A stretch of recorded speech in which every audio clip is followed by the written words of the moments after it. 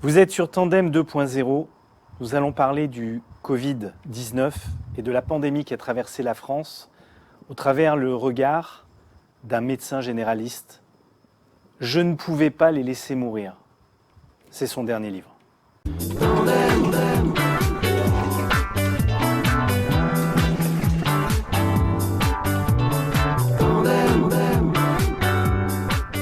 Amis de Tandem 2.0, bonsoir, bienvenue pour notre nouvelle émission. Une émission particulière. On va revenir sur le Covid, on va revenir sur cette pandémie avec un invité absolument incroyable qui a été en première ligne en France face à cette guerre contre le corona. On a la chance de recevoir avec nous un docteur qui a écrit un pamphlet qui s'appelle « Je ne pouvais pas les laisser mourir », le cri d'un médecin généraliste, un cri du cœur, un cri narratif. Et on va baser notre émission non seulement sur le sujet Corona, mais bien sûr au travers les yeux du docteur Jean-Jacques Herbstein. Merci docteur d'être avec nous ce soir. Merci à vous de m'avoir invité surtout. Écoutez, on ne pouvait pas faire autrement. On s'était vu il y a 2 mois. On avait sympathisé. Oui, on était via Zoom. On parlait du corona. On parlait de la communication médicale autour du corona. Belle émission, très belle émission. Merci dans le cadre du laboratoire de l'après.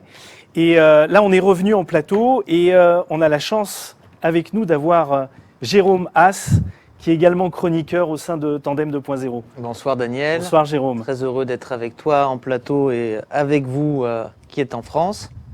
Et donc Jérôme a eu l'occasion bien sûr de découvrir votre livre. Alors avant de vous donner la parole, je vais quand même faire une petite introduction auprès de nos auditeurs. Surtout, docteur, ne le prenez pas pour un épitaphe ou une épitaphe. En fait, j'ai essayé de reprendre un petit peu ce qui est écrit sur vous dans la presse française. Médecin insoumis et romancier incisif, Jean-Jacques Herbstein, comme nombre de généralistes, a été en première ligne du combat contre le corona. Depuis, il a pris le clavier pour poser ce qu'il avait subi et l'analyse qu'il en tirait. Il nous livre un pamphlet sec intitulé « Je ne pouvais pas les laisser mourir », dans lequel il étrille la gestion de l'épidémie, les injonctions contradictoires, l'incurie du système de santé, les méthodes moyenâgeuses mises en œuvre comme le confinement et les contenteurs qui lui ont mené la vie dure. Le texte a visiblement été écrit d'un jet, d'un cri. Le docteur Herbstein ne sait pas se taire, il ne parvient pas à se conformer à la conformité, ce qui lui a valu quelques déboires pendant le confinement.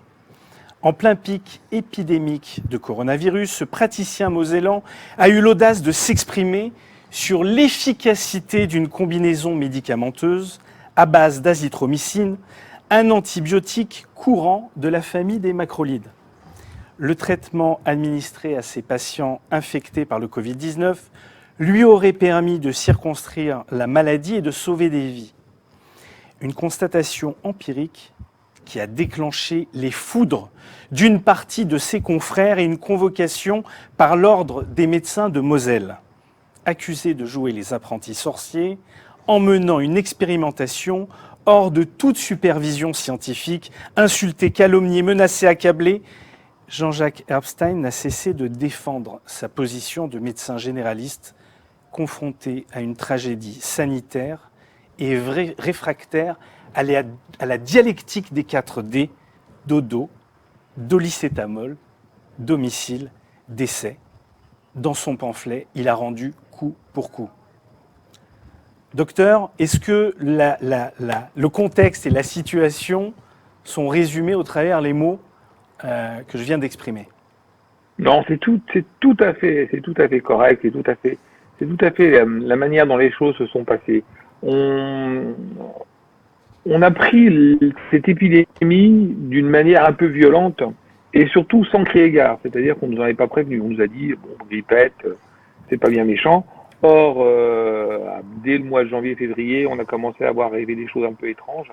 des personnes qui mouraient, des syndromes grippaux un peu torves, alors que la grippe cette année, la grippe saisonnière, était plutôt clémente.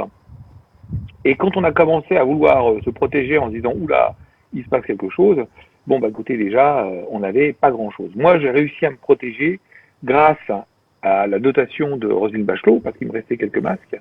Et j'ai appris récemment qu'on se rend compte que le FFP2 qu'on avait de Roselyne Bachelot n'était absolument pas efficace.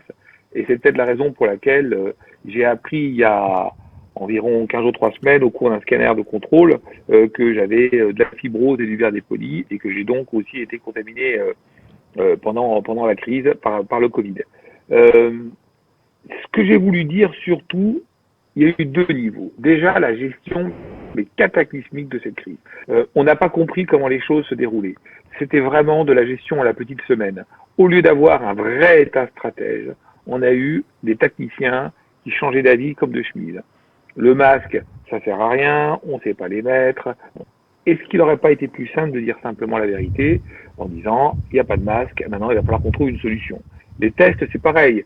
On a essayé de nous faire croire qu'on n'avait testé que certaines personnes, simplement parce qu'il n'y avait pas de réactifs, il n'y avait pas des couvillons. Enfin, on a manqué de tout. Et ce qui était terrible, c'est que la médecine de premier niveau, et quand j'englobe la médecine de premier niveau, je voudrais associer les généralistes, mais également les infirmières libérales. On a été laissés totalement à l'abandon.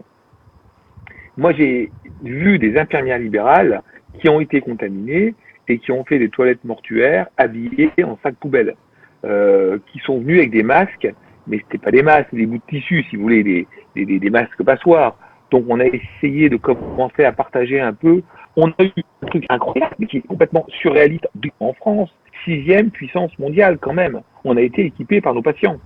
Vous imaginez, enfin, c'est quand même un truc qui est quand même assez ahurissant. C'est comme l'armée française n'a pas de fusil. Vous le racontez dans votre livre qu'il y a des patients qui vous ont donné des masques, d'autres des blouses, d'autres des charlottes. Effectivement, on a l'impression qu'on est dans un pays du tiers-monde et que... Complètement. Ouais. Mais vous imaginez l'armée qui est en guerre et il n'y a pas de fusil. Et on fait appel aux chasseurs pour prêter les fusils. Donc c'est quelque chose quand même qui est ahurissant. Hein. Et c'est quelque chose de spécifique à la France, à votre connaissance, dans la majorité des autres pays développés? Je pense. Alors je ne sais pas comment les choses sont passées en Israël, mais les Israéliens, à mon avis, sont des gens qui sont nettement plus prévenants que les Français. J'ai pas entendu dire que dans les autres pays, ça s'est passé de la même manière. Même si les gouvernants en disant « Ah mais oui, mais les masques, ça a été une crise mondiale, une gestion mondiale cataclysmique », j'ai pas entendu dire que des médecins allemands avaient été équipés par les supermarchés Aldi, par des grandes entreprises qui nous ont fourni des lunettes de protection et par des surchaussures qui venaient du boucher ou des gels hydroalcooliques qui ont été fabriqués par des patients qui ont joué les petits chimistes. Enfin, vous imaginez le truc complètement incroyable.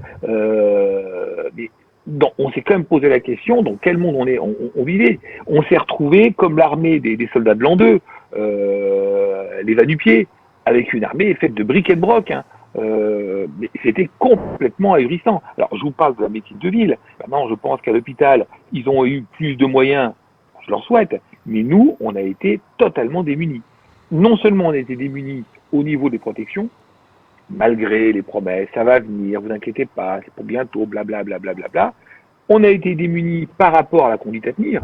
Vous imaginez qu'on nous a dit, il fallait laisser les gens à domicile, prendre du Doliprane, et si ça va pas, faire le 15. Plongez-vous dans la grippe saisonnière.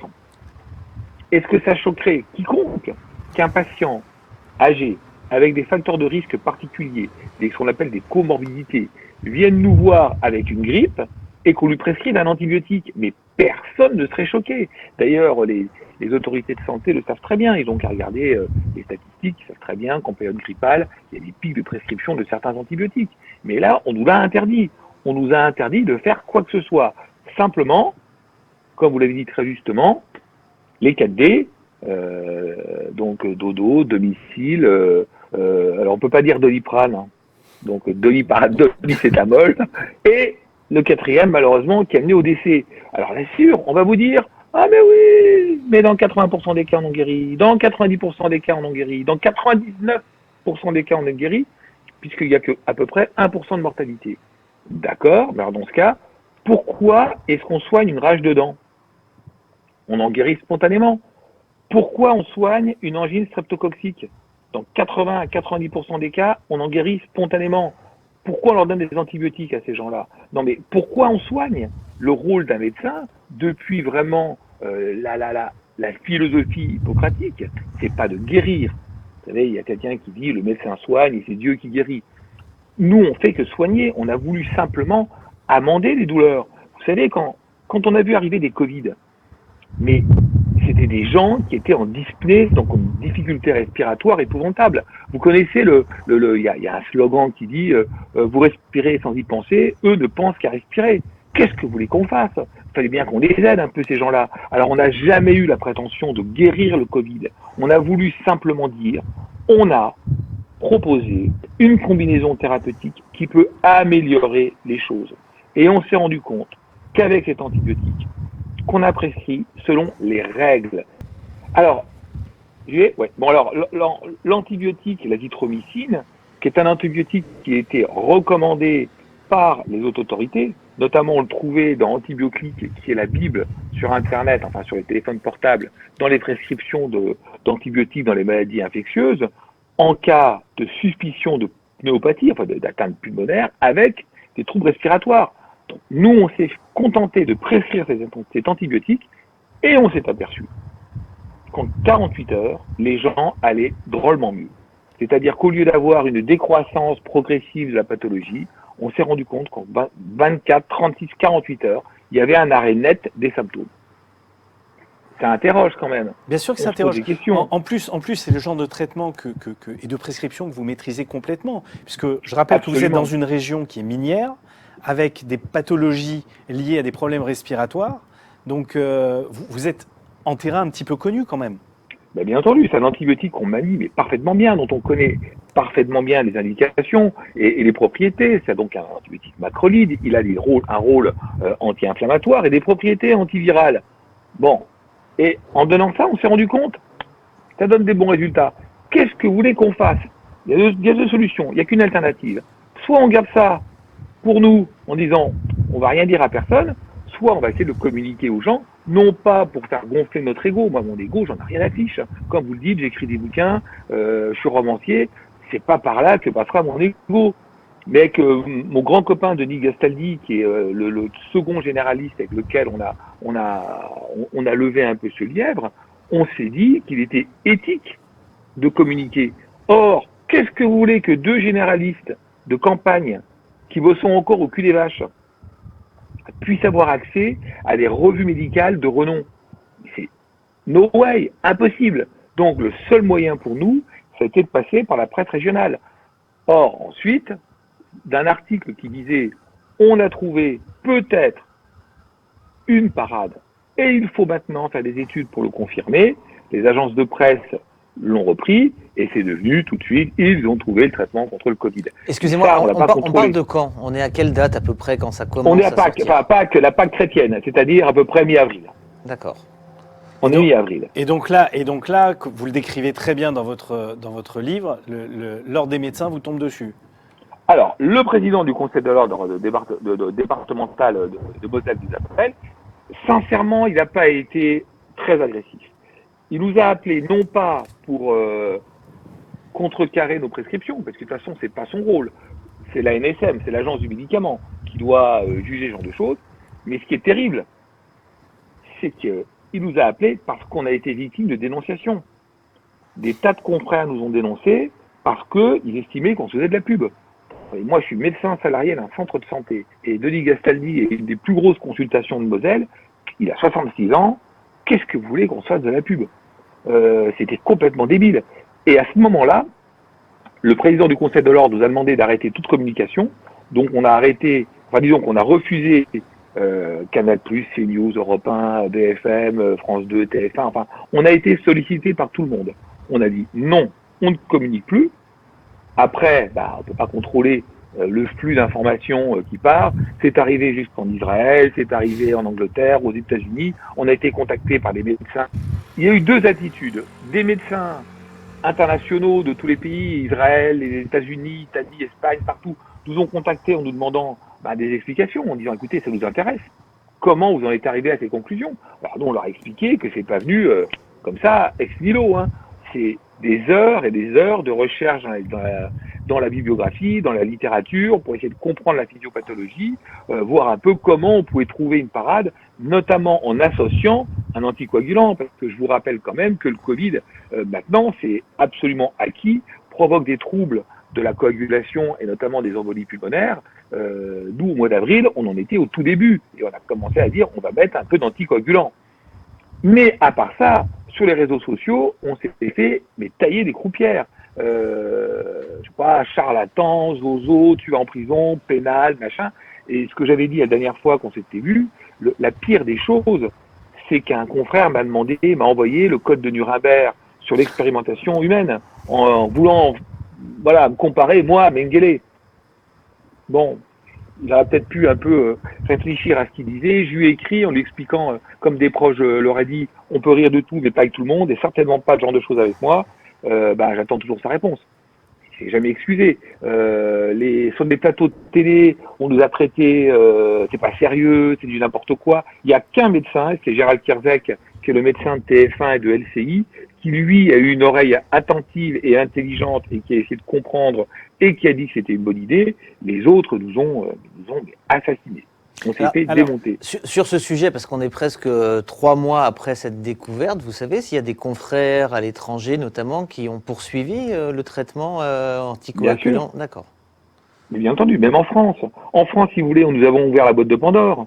On l'a ouvert, cette boîte de Pandore, pour une autre raison. C'était à l'époque, souvenez-vous, mi-avril, où on ne parlait que d'hydroxychloroquine. On avait l'impression que, hormis l'hydroxychloroquine, il n'y avait pas de salut. C'était l'alternative, chloroquine ou rien du tout. Or, nous, on avait envie de dire, mais attendez, il y a une porte, une voie qu'il faut explorer. C'est celle de l'azithromycine. Il faut la tester. La chloroquine peut-être, mais l'azithromycine peut être intéressante à partir du moment où on la prescrit au tout début des symptômes. Parce que ça, c'est important. Et plus ça va, et plus je commence à avoir une forme d'expérience de cette maladie, tout est une question de timing. C'est-à-dire que les fenêtres thérapeutiques s'ouvrent, faut pas les louper. Si on donne trop tôt, c'est pas bien. Si on donne trop tard, c'est pas bien non plus. Enfin bon, voilà, ça a été un peu compliqué à gérer. L'ordre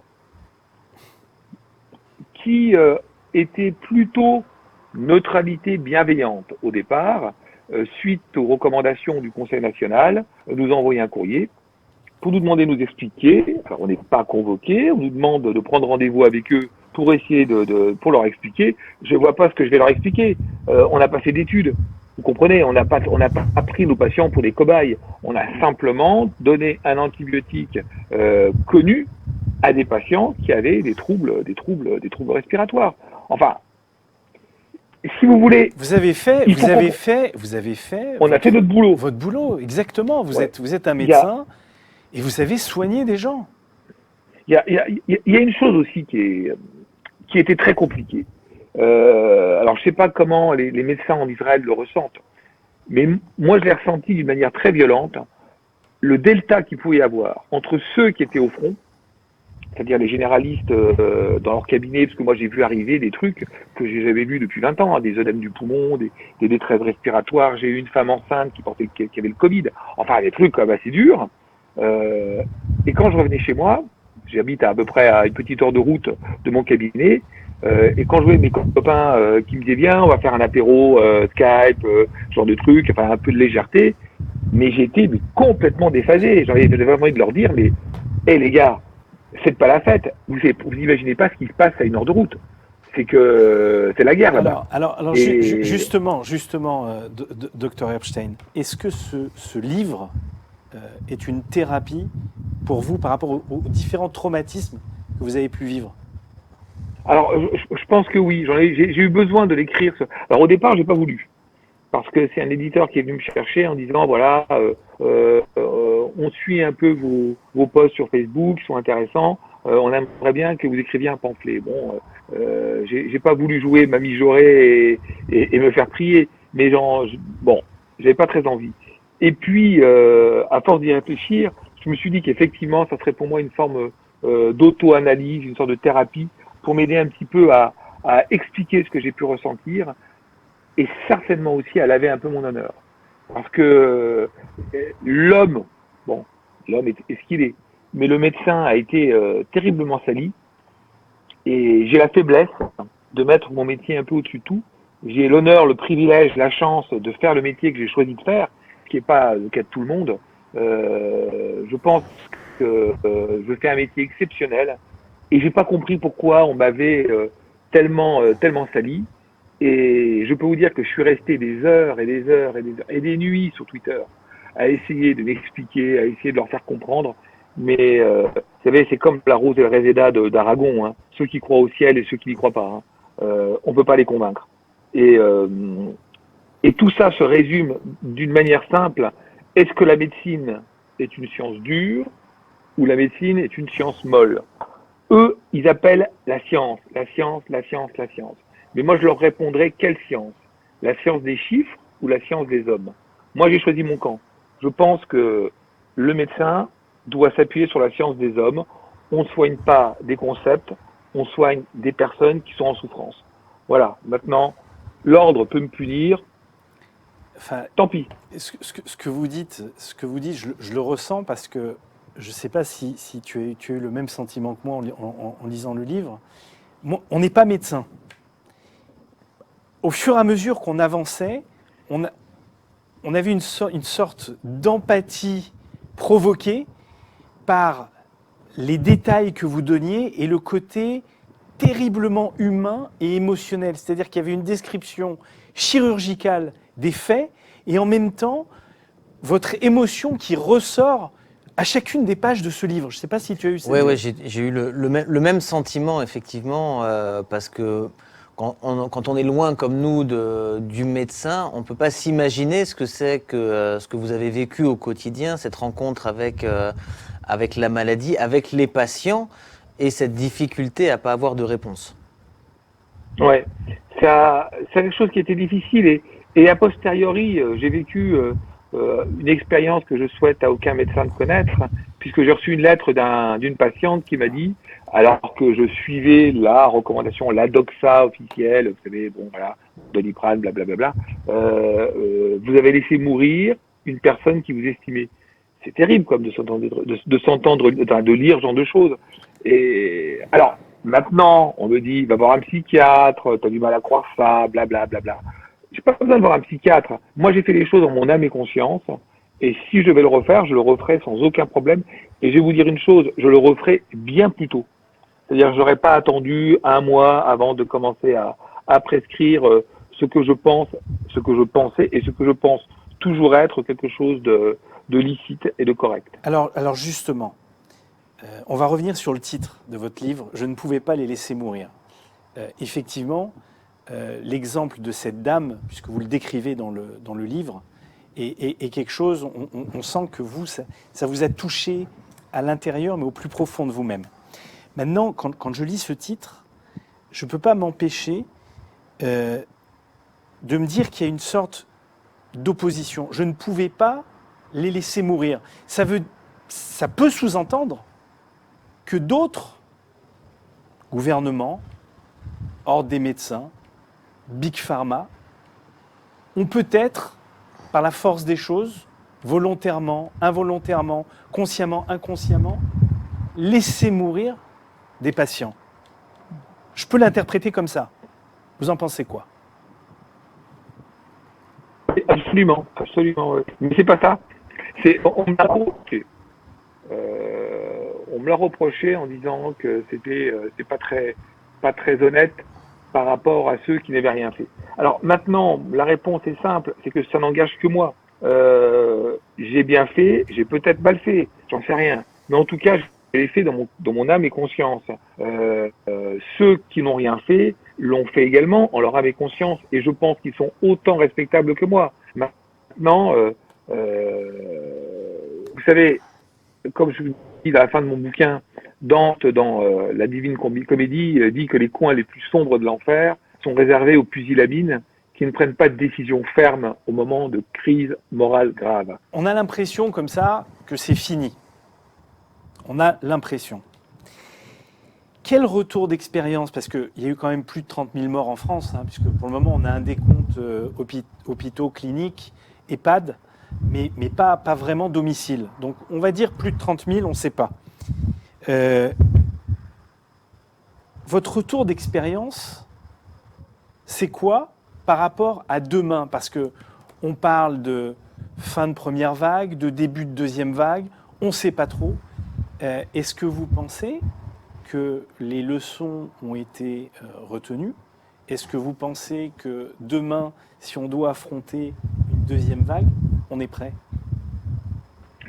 Alors, si vous voulez, le parallèle que je pourrais faire, c'est quand il y a un attentat en France, ou ailleurs, enfin, en France. 15 jours après, on verrouille tout, c'est vraiment plan Vigipirate. C'est en amont.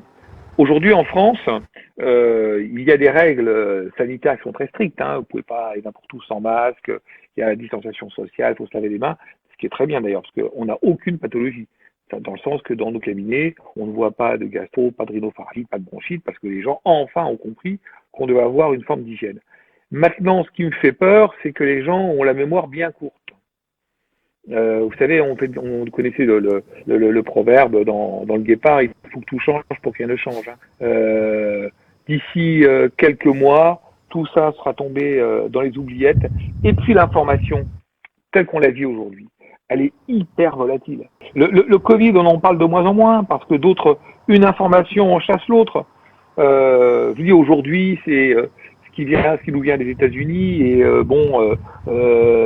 ces manifestations qui se passent actuellement à Paris régulièrement. Et peut-être que dans 15 jours, on reparlera des gilets jaunes et peut-être qu'en 3 semaines, on va parler d'autre chose. Il y a eu les municipales, la poussée des Verts. Vous allez voir que le Covid va tomber, enfin, je pense, je ne vais pas dire dans les oubliettes, mais parmi les choses, bon... Et peut-être qu'à un moment, tous ces experts sur les plateaux, je dis peut-être qu'à un moment, tous les experts des plateaux, ils n'auront plus rien à dire sur le sujet. Comme ça fait 3 mois qu'ils passent des heures sur les plateaux, on va peut-être arriver au bout de l'histoire. Mais ce qui est terrible, c'est que ce que je trouve terrible, c'est ce que je dis dans mon bouquin, c'est que les experts devraient faire 2 choses. Ils devraient lire les livres d'histoire et les livres de médecine. Pourquoi les livres d'histoire? Parce qu'un très grand historien, Tocqueville, disait que l'histoire est un éternel recommencement. Regardez la grande peste du XIVe siècle. On a fait pareil. On a fait du confinement, comme au XIVe siècle. Regardez ce qui s'est passé en 1917, la grippe espagnole. La réplique n'est pas venue tout de suite. Elle est venue 1 an plus tard. Et on avait oublié. De quoi sont morts les gens de la grippe espagnole? Également d'un orage cytokinique. Ils mouraient d'infections pulmonaires déjà. On le savait. Tout ça, on le savait. Le moindre étudiant en médecine sait que c'est un virus qui va probablement nous fragiliser. Et alors les théories des complots, comme quoi c'est les Illuminati, les sionistes, les je sais pas quoi, là bon, les martiens qui ont sorti un virus. Mais moi, ça me fait mourir de rire. La nature est suffisamment forte pour nous dégommer. Elle n'a pas besoin de nous. Et si un virus doit ressortir, il ressortira. Est-ce qu'on sera prêt? J'en sais rien. La grande question à savoir, c'est qu'il faudrait enfin avoir un vrai État stratège, même à ce niveau-là. Or, il existe ce plan stratégique. Il a été écrit. On sait très bien qu'en cas de guerre bactériologique, voilà ce qu'il faudrait faire. Mais vous imaginez maintenant, si au lieu d'être tombé sur un coronavirus, qui avait une forte contagiosité, mais pas une agressivité non plus, enfin pas une létalité, c'est pas la peste bubonique, mais que des terroristes balancent une vraie bactérie mutante. Qu'est-ce qu'on aurait fait? Pas de masque, pas de test, rien du tout. Est-ce que ça va nous servir de leçon? J'espère. Parce que je pense que cette histoire-là risque de donner des idées à certaines personnes un peu bien mal intentionnées et qui vont se dire que c'est peut-être le meilleur moyen de fragiliser encore un peu plus notre économie. Est-ce qu'on sera prêt? J'en sais rien, mais je peux vous dire que d'ici quelques mois, on aura de nouveau des épidémies de gastro-entérite, on aura des sinusites, on aura des rhinopharyngites, parce que les gens rapidement vont arrêter de se laver les mains. Alors, c'est tout.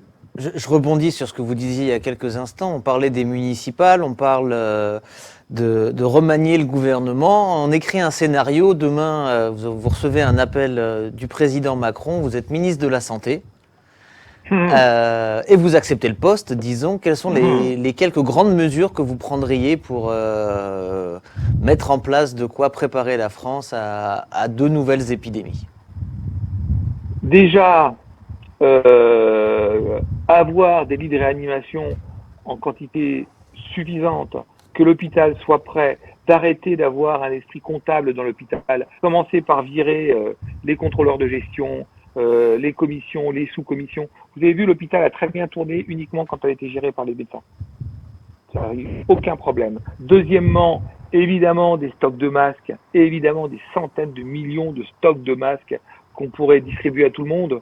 Et puis, encore une fois, comme en Israël, des pubs régulièrement, des spots intelligents en disant lavez-vous les mains, préparez-vous. Enfin, il faut absolument que les gens, ça devienne pour eux une seconde nature, l'hygiène. Parce que c'est l'hygiène qui nous sauvera. Bon, maintenant j'ai d'autres idées, mais je pense qu'on me coupera très vite la tête. Si, allez-y. Non, pas nous. Hein. Pas nous. Vous avez libre parole. Non, vous savez. Alors déjà, x4 les honoraires des médecins généralistes. Les infirmières, ne pas oublier les infirmières. Alors justement, les infirmières. Enfin, n'oublions pas les infirmières. Je ne comprends pas là aujourd'hui. On a eu une preuve que, en plein milieu de la crise, ceux ou celles qui ont eu le courage d'y aller sans aucun état d'âme, ce sont les infirmières. Or, pourquoi vouloir absolument lutter contre des déserts médicaux avec une pseudo-médecine 2.0 algorithmique qui, à mon avis, est en train de détruire complètement ce qu'on appelle le colloque singulier, c'est-à-dire l'échange entre le patient et le médecin, alors qu'on a à notre disposition un réseau d'infirmières qui ne demandent que ça, que d'être justement les coas de transmission entre le patient et nous. Ça, c'est encore un grand mystère. Mais parfois, vous savez, j'ai l'impression qu'on veut absolument nous vendre de la médecine 2.0, qu'on veut nous vendre du logiciel, qu'on veut nous vendre certaines des cabines merveilleuses pour nous prendre l'attention et compagnie, parce qu'on est incapable de gérer les problèmes avec les humains. Vous savez, il y a une question qu'il faut se poser, c'est à qui profite le crime. Je ne pense pas, je suis pas complotiste pour dessous, je déteste les théories du complot. Je pense pas que Big Pharma est passé par là. Enfin, j'espère pas. En revanche, ce à quoi je pense de plus en plus, c'est que, étant donné que la France n'a plus d'industrie lourde et que la seule option pour l'instant c'est le digital et le numérique, la médecine, c'est une manne extraordinaire. Écoutez ce que disent certaines personnes comme Laurent Alexandre, qui dit que bientôt il n'y aura plus besoin de médecin, il n'y aura plus besoin de chirurgien, tout se passera derrière un robot, derrière une cabine de médecine. Or, les adeptes de cette no-fake médecine, vous savez, ceux qui sont pour la science, ce sont des gens qui s'appuient sur des conduites à tenir purement algorithmiques, uniquement sur des études. Or, ce qui fait l'essence même de notre métier, c'est d'aller au-delà.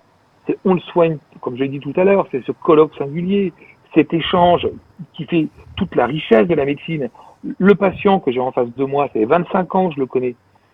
Je sais à quel moment c'est grave.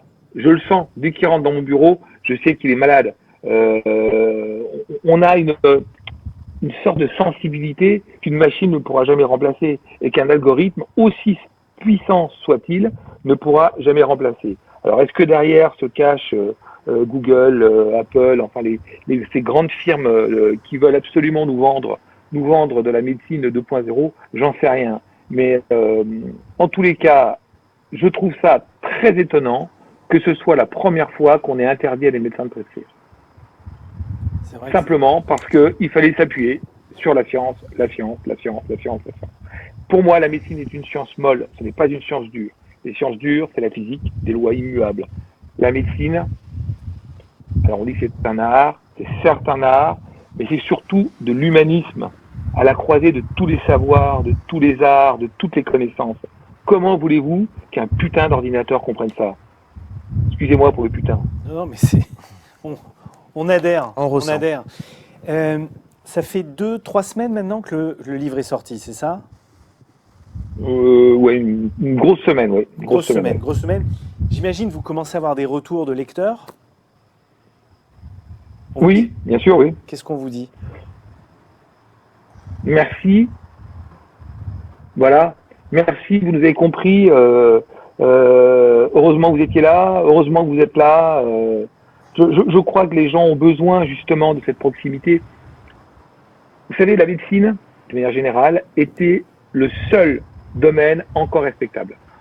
Les journalistes, tous pourris, les politiques, tous pourris, les footballeurs, alors je n'en parle pas, tous pourris, chefs d'entreprise, tous pourris. Les seuls qui avaient On peut mettre les banquiers, les agents immobiliers avec. Les banquiers, les agents immobiliers, tout cela, tous pourris. Les seuls qui avaient encore un peu une aura de respectabilité, parce que les gens, c'était les médecins. Du spectacle grand guignolesque qu'on nous a montré pendant cette crise, avec un coup faut faire ça, un coup la chloroquine, un coup pas la chloroquine, certaines personnes qui sortent avec des blouses blanches pour faire des pétitions, enfin bon.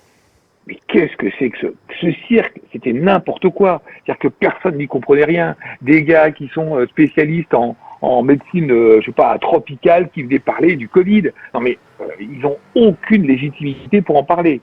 Donc la médecine vient de prendre un sacré coup de pied aux fesses, sauf une corporation, les généralistes.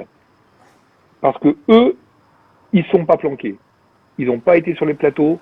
Ils sont restés devant avec leurs patients. Et ils sont restés se battre pour leurs patients. Et ça, les gens s'en souviendront. Parce qu'ils savent qu'on a été là pour eux. Et que s'il y a eu un problème, eh ben on aurait essayé de le résoudre autrement que de dire prends du Doliprane et puis fais ta prière et serre les fesses en espérant que ça aille mieux. Je ne pouvais pas les laisser mourir, le cri d'un généraliste en guerre. Donc passe à l'écran la couverture du livre, vous l'avez déjà vu une ou deux fois passer. On se le procure où, comment, quand on n'habite pas en France? Bah écoutez, Fnac, Amazon, Décitre, chez l'éditeur. Je pense que vous pouvez le commander également chez vous. J'ai un de mes romans qui a pas mal marché en Israël, hein, mon tout premier, qui était aussi qu'on pouvait commander dans les librairies françaises. Donc je pense qu'on peut commander partout. Super, super. En tous les cas, à tous nos spectateurs, je vous le conseille vivement parce que vous allez vibrer de l'intérieur en lisant ce livre. Jérôme ? Merci beaucoup. Moi, je recommande également vivement. Très beau livre, bien écrit, et puis voilà, une vision comme on ne peut pas en avoir une autre. Descriptive de ce qui s'est passé, chirurgicale je dirais, sur l'aspect médical et terriblement humain, parce que le cri que vous poussez, c'est pas que le cri d'un médecin, c'est le cri d'un homme face à la détresse et la maladie d'autres hommes. Bah, c'est très, très, très, très joliment dit. Merci beaucoup. Merci beaucoup, Dr Herbsheim. Et à chaque fois que vous aurez des choses à dire, n'hésitez pas. Le plateau vous est ouvert. J'espère qu'un jour, on aura la chance de vous accueillir ici directement. Eh ben, c'est exactement ce que j'allais dire. C'est qu'un jour, j'aurais bien envie de venir vous voir. Parce que c'est un de mes grands rêves. Alors, on vous accueillera avec grand plaisir. En plus, on a déjà un guide qui est là et qui va pouvoir vous faire visiter Israël, puisqu'on a la chance d'avoir Jérôme avec nous dans l'équipe. Bah, écoutez, merci infiniment. Merci en tous les cas pour d'avoir répondu à notre invitation. Merci pour tout ce que vous avez pu faire et tout ce que vous allez faire encore, parce que je pense qu'il y a encore beaucoup de travail. Merci beaucoup. Merci. Merci, docteur. À très bientôt. Bientôt. Jérôme, un personnage ? Un personnage. Merci, Daniel. Merci de m'avoir proposé de venir, de m'avoir fait lire son pamphlet. Voilà. En plus, tu as été extrêmement actif et interactif.